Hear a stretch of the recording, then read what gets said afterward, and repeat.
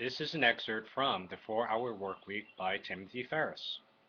Conquering fear equals defining fear.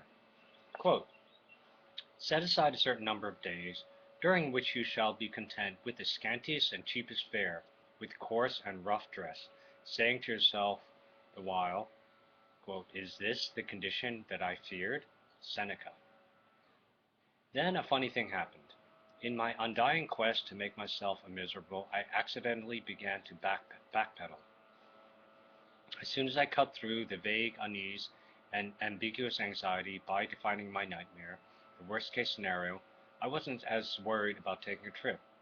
Suddenly, I started thinking about simple steps I could take to salvage my remaining resources and get back on track if all hell struck at once. I could always take a temporary bartending job to pay the rent if I had to. I could sell some furniture and cut back on eating out.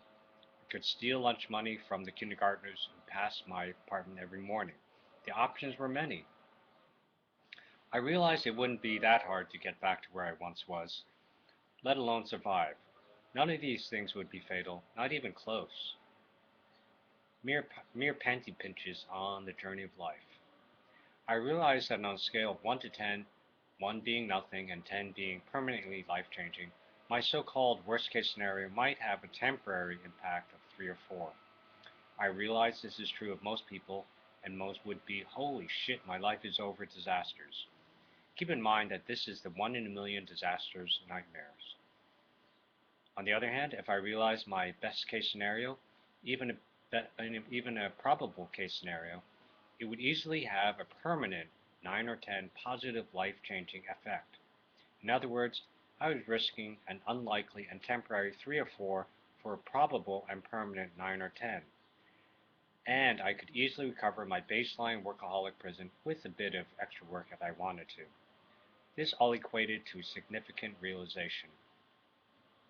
There was practically no risk, a huge life-changing upside potential, and I could resume my previous course without any more effort than I was already putting forth.